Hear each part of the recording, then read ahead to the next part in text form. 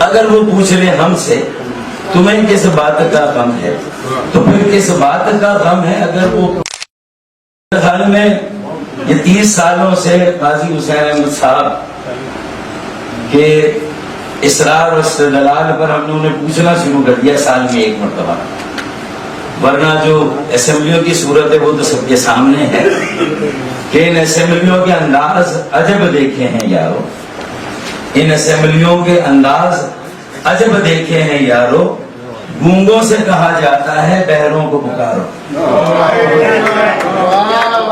تو میں نے کہا کہ مشاہدہ اب شروع ہونا چاہتا ہے تو میری گفتگو لفظوں اور شعروں سے مرصع ہو تو پھر مشاعرے کی تیاری بھی ہو جائے گی۔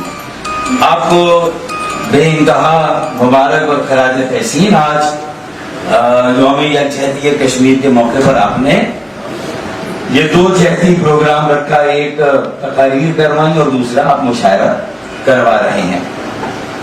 میں یہ سمجھتا ہوں کہ بہت اچھا مواد، بڑے دلائل اور بڑے منطق کے ساتھ آپ کے سامنے آیا۔ مجھ سے جو پیشر و مقرر تھے انہوں نے بڑی تفصیلی گفتگو کی ہے۔ میں تو کشمیر کے مسئلے کو یہ سمجھتا ہوں کہ اگر یہ مسئلہ اجداد کی وہ قربانیاں جو تحریک قیام پاکستان کے دوران دی گئی تھی، جو پاکستان بنانے کے لیے دی گئی تھی، اور بر صغیر پاک و ہند کی تقسیم کا جو فارمولہ طے ہوا تھا، اگر اس میں کشمیر کو ہم ہندوستان میں ہی چھوڑ آئے ہیں تو میں تو یہ سمجھتا ہوں کہ ابھی ہماری تحریک آزادی کی تکمیل باقی ہے۔ ہماری جد و جہد اور آزادی اس وقت تک نامکمل ہے جب تک کشمیر بھی اور خطہ کشمیر بھی آزادی کی نعمت سے سرفراز نہیں ہوتا۔ تو ہماری قربانیاں، ٹرینیں کٹی، قافلے لٹے، لاکھوں میری بہنوں اور بیٹیوں نے اپنی عصمتیں قربان کی تو یہ ناممکن پاکستان ممکن پاکستان بنا۔ اور جامعہ علی گڑھ کا ذکر ہوا کہ وہاں کے نوجوانوں نے جب اپنا وزن قائد اعظم محمد علی جناح کے ساتھ ڈالا تو یہ ناممکن پاکستان۔ اور ظاہر ہے، لیکن میں اس بات سے بھی اتفاق نہیں کروں گا کیونکہ اس زمانے میں کلوننگ نہیں ہوتی تھی اور آج بھی ہمارے پاس وہ کلوننگ نہیں ہے کہ ہم کشمیر کا بھی کوئی قائد اعظم محمد علی جناح تلاش کریں۔ میں سمجھتا ہوں کہ ہے جذبہ دل گر میں چاہوں ہر چیز مقابل آ جائے، اور منزل کے لیے 2 گام چلوں اور سامنے منزل آ جائے۔ تو میری نظر میں تو یہ جو یہاں لوگ بیٹھے ہوئے ہیں، ان کی سرشت بھی، ان کی صفت بھی اور ان کی طبیعت بھی شاید قائد اعظم محمد علی جناح کو نہیں بھولی ہے، تبھی یہ یوم یکجہتی کشمیر منا رہے ہیں۔ کیونکہ قائد اعظم محمد علی جناح نے بھی کہا تھا کہ کشمیر آزادی کے اعتبار سے ہمارا اٹوٹ انگ ہے، یہ کہا تھا، شہر ہے، وہی بات ہے۔ آج کے زمانے میں اسے اٹوٹ انگ کہتے ہیں کہ کشمیر ہماری شہر ہے۔ تو پہلی بات تو، اور پھر اگر پاکستان کی جد و جہد کے بعد جن صوبوں کا ذکر ہوا جہاں پاکستان کے لیے ووٹ سب سے زیادہ ڈلا اور 46 کی 46 نشستوں پر ووٹ ڈالا، تو وہ بھی منقسم ہو کر اگر آج پاکستان میں سب سے زیادہ کہیں پر آباد ہیں تو اس شہر کا نام شہر کراچی ہے۔ تو اس کا مطلب یہ ہے کہ اگر کشمیر کے لیے قائد اعظم نہ بھی ملے اور ان کی کلوننگ ممکن نہ بھی ہو تو کراچی کشمیر کی آزادی کا فائر ہاؤس، پاور ہاؤس بن سکتا ہے۔ اگر کراچی کو یہ موقع ملے، وہ اپنے پیروں پر کھڑا ہو، اپنی دیکھ بھال بھی کرے اور پورے ملک کو جس طرح چلا رہا ہے کہ کراچی، تو اگر کراچی کو یہ اعتماد دے دیا جائے کہ بھائی کراچی والوں، تمہارے آباء و اجداد نے پاکستان بنایا تھا، اس کی آزادی نامکمل ہے اور تمہیں ہی اس کی آزادی کو مکمل کرنا ہے، تو پھر لکھ لیں اپنے ہاتھوں میں لیے شم یقین آئیں گے، اپنے ہاتھوں میں لیے شم یقین آئیں گے۔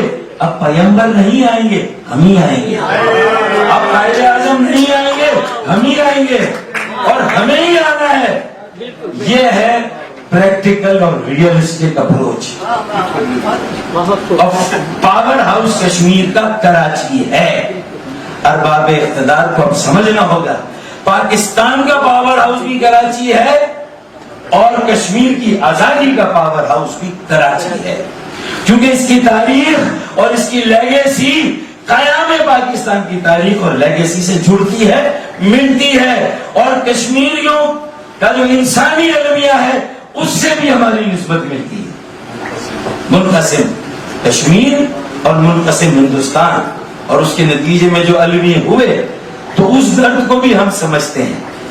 تو میرے خیال میں درد سہے بھی فاختہ اور کوا کھائے انڈے، تو میرے خیال میں اب یہ تھوڑا سا فاختہ کو بھی کچھ ان انڈوں کی پرورش کا موقع دیں، اس میں سے اچھے بچے نکلنے دیں، اس میں سے نئی قیادت آنے دیں، نئے لوگوں کے ہاتھوں میں معاملات دیں۔ 35 سال سے کم عمر کراچی میں یہ قدر مشترک ہوگی، ہماری آبادی کا بڑا حصہ بھی ہمارے نوجوان ہیں، 35 سال سے کم عمر کے جوان ہیں۔ اگر انہیں ہم ریاست کے، ملک کے انتظامی نظم و نسق کے معاملات سے آگاہی اور شناسائی نہیں دیں گے، انہیں سینسیٹائز نہیں کریں گے، انہیں آگے نہیں لائیں گے، ان پر ذمہ داریاں نہیں ڈالیں گے، ان پر یہ بوجھ نہیں ڈالیں گے، تو پھر اس ملک کو ہمیں اب 21ویں صدی نہیں 22ویں صدی میں لے جانا ہے۔ کراچی میں یہ پوٹینشیل ہے کہ کراچی سے لے کر کشمیر تک اور پھر وہاں سے کابل تک، یہ پاکستان کے کا جو کاف ہے یہ بہت زیادہ صورت نظام میں رہا ہے۔ آپ نے کاف کا ذکر کیا تھا، تو وہ ایک کاف کراچی بھی ہے اور ایک کاف کشمیر ہے، تو میں نے تو دونوں کی نسبتیں آپ کے سامنے رکھ دی۔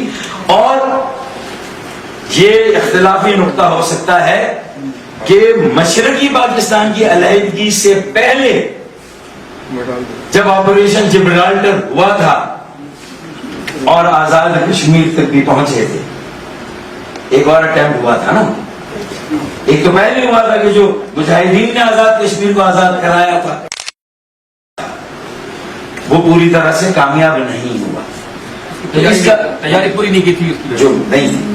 تو اس کا مطلب یہ ہے کہ مشرقی پاکستان کی علیحدگی سے پہلے ہم اتنے مضبوط اور طاقتور تھے، ہمارے ہاں تقسیم اتنی واضح اور آشکار نہیں تھی، ملک کے اندر اتنا انتشار نہیں تھا جو بدقسمتی سے مشرقی پاکستان کی علیحدگی کے بعد شروع ہوا اور آج واضح طور پر نظر آتا ہے جو تقسیم اور انتشار۔ لیکن ایک اپرچونٹی پھر آ گئی، خوش بختی ہماری ہے کہ اب ہندوستان میں، بھارت میں وہ انتشار اور تقسیم نظر آ رہی ہے۔ خود اس نے 1950 کے اپنے دستور اور اپنے آئین کی سریح خلاف ورزی شروع کی۔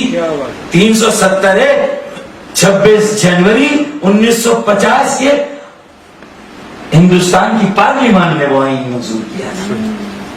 1950 خصوصی حیثیت اسی وقت آ گئی تھی، اسی وقت۔ اور آج بھارت نے اپنے آئین کی نفی کر دی اور مسلمہ بین الاقوامی اصولوں اور قوانین کی بھی منافی کی، اس کا بھی ارتکاب کیا۔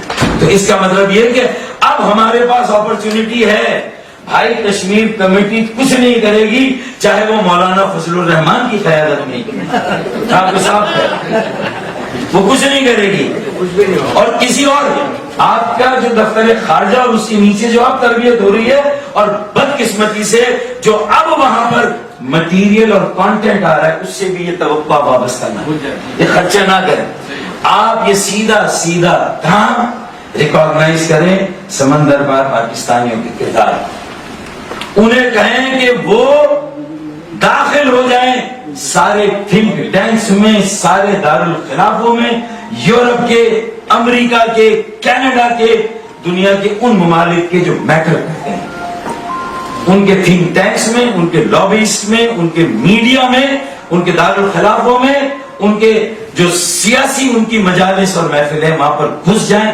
آپ یقین مانیں اتنا پوٹینشل ہے, اتنا استعداد ہے. اگر ہم اپنے ان نوجوانوں کو, ان سمندر پر پاکستانیوں کو, ان کے کردار کو تسلیم کریں, ان کے وجود کو تسلیم کریں, انہیں پاکستان کی سیاست میں کردار دیں, تو پھر اس سے جو چاہے آپ کام کرا لیں.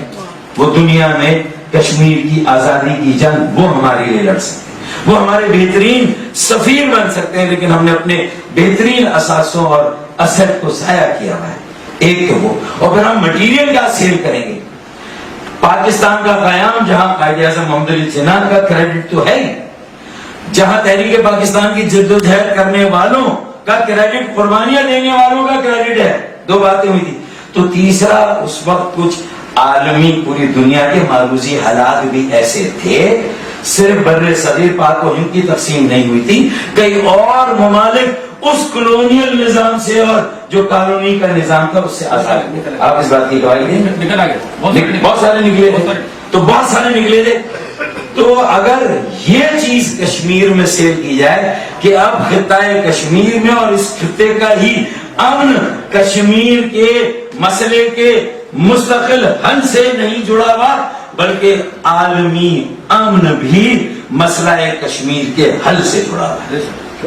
اور وہ ہے اگلی جنگیں. ماہرین معاشیات بھی جو پانی کے ماہرین, کہ اگلی جنگیں, اگلے فسادات, اگلی لڑائیاں اور اگلے جھگڑے پانی کے اوپر نہیں. تو پھر ہمیں اس نقطے کو تو سب سے آگے رکھنا چاہیے, کشمیر کے پاس, پوری دنیا کے سامنے رکھنا چاہیے. کشمیر کے پاس, پانی کشمیر کے پاس, پانی کشمیر کے پاس ہے, مسئلے کا حل اور ہیڈ ورکس کشمیر کے پاس. اگر ہم نے اسے اپنی سفارت میں, اس کی سفارتی بندوق کی بیرل میں اگر یہ والے کارتوس نہیں بھرے اور اسے پوری دنیا میں سیل نہیں کیا, تو پھر یہ ہماری بدبختی ہے, ہماری پھر کم بختی ہے کہ ہم اپنے کیس کو کس طرح پریزنٹ کرنا ہے. کہ کیونکہ اگر پانی پہ یہ جنگ ہوئی یہاں اس خطے میں, بھارت ڈیمز پر ڈیمز بنا رہا ہے. وہ ایک تو انڈس واٹر بیسن ٹریٹی کو لے کر آج پاکستان میں صوبوں کے درمیان پانی کی تقسیم کا مسئلہ حل نہیں ہو رہا, کہ بھئی 3 دریا کیوں دیے تھے, یہ بھی ایک سوال ہے. دے دیے ہم نے, وہ 3 دریا ہم نے دے دیے, کیوں دیے, یہ سوال ہے. سندھ میں یہ بہت بڑا سوال ہے, سندھ کے لوگ یہ پوچھتے ہیں. چلے وہ جیسی بھی ٹریٹی تھی اگر ہو گئی, تو آج کیا اس ٹریٹی پر بھارت ہمیں مقدمے سے تیار کرنے, اپنے دلائل کے ساتھ, منطق کے ساتھ, پڑھے لکھے لوگوں کو جو تھنک ٹینک میں بیٹھ کر اگر وہ جہاز اڑائیں تو ایم عالم کی طرح کی وٹ رکھتے ہیں, ایم عالم کی طرح کی عقابی نگاہ رکھتے ہوں. اور آج کا ایم عالم میرا کراچی کا بیٹا حسن صدیقی, مطلب اس نے ایم عالم کی یاد تازہ کی نا میرے بھائی. تو بھائی یہاں ہے نا ایسے بچے, ان کو آنے دیں, آگے آنے دیں, افواج پاکستان میں انہیں آنے دیں, رینجرز میں انہیں آنے دیں, انہیں جو مختلف آپ کے پالیسی کے فورم ہے وہاں آنے دیں. آپ دیکھیں ان مسئلوں کا حل نکلے گا, نکل سکتا ہے. ہمیں اپنا کیس کیسے پریزنٹ کرنا یہ بھی ہمیں آنا چاہیے. تو میرے خیال میں عالمی جو سب سے بڑا عالمی جنگ, اگلی عالمی جنگ بھی پانی کی کمی پر اور پانی کی لڑائی پر ہو سکتی ہے. ہمیں یہ ساری چیزیں شیئر کرنی ہے, پوری دنیا کو اس سے سینسٹائز کرنا اور آگاہ کرنا ہے. تو اگر ہم یہ کوشش کر دیں, یہ ہماری کاوش ہو جائے, سیاسی, سفارتی, معاشی, مطلب ہر میدان میں, ہر شعبے میں, اور اگر اس پاور ہاؤس کو تھوڑا سا مضبوط کر دے جو اتنا ریونیو دے رہا ہے, تو اس کا بھی کچھ انتظام کر دیں. اس کے پانی کا مسئلہ, کچرے کا مسئلہ, اس کے گٹر کا مسئلہ, اس کے انتظام اور انصرام کا مسئلہ, اس کے اختیارات کا مسئلہ, اس کے وسائل کا مسئلہ, اس کے سرکولر ٹرین کا مسئلہ. کیونکہ یہ وہ واحد شہر ہے جب پاکستان کی ہر زبان بولنے والا پاکستانی رہتا ہے, پاکستان کے ہر علاقے کا پاکستانی رہتا ہے. گلگتی, بلتی, شمالی علاقوں کا پختون اور آزاد کشمیر کے کشمیری بھی کراچی میں رہتے ہیں. تو اس سے بہترین مثال اور نظیر ایک منی پاکستان کی کوئی اور ہو ہی نہیں سکتی. تو کسٹڈی لیں, کسٹوڈین شپ دیں, اونرشپ لیں, اونرشپ دیں, آپ دیکھیں اس سے آپ کی پورا دنیا میں آپ کا فیس کس طرح لفٹ ہوگا, کس طرح یہ چیزیں ہم کر سکتے ہیں اگر یہ اللہ کرے کہ ہم سمجھیں. تو میں نے اپنے نگاہ سے ظاہر رکھا, اللہ کرے کہ اس میں اگر کہیں کوئی مضبوط باتیں اور دلائل ہیں تو کاش ہمارے ارباب اقتدار بس تو شاید بھی اس بات کو سمجھے, اور میں اجازت دوں گا کہ مجھے امید ہے ورنہ عوام تو اس کام پر نکل گئے ہیں, اور ایک کشمیری قائد اعظم محمد علی جناح ہے اور ایک پاکستانی بھی قائد اعظم محمد علی جناح ہے انشاءاللہ. اور بس یہ ہم اس کا مظاہرہ کر دیں تو بس آخری شعر میں پڑھوں گا کشمیریوں کی آزادی کے لیے کہ چند لمحوں کی خاموشی ہے پھر شور آئے گا, چند لمحوں کی خاموشی ہے پھر شور آئے گا, ارے مودی کا صرف وقت آیا ہے,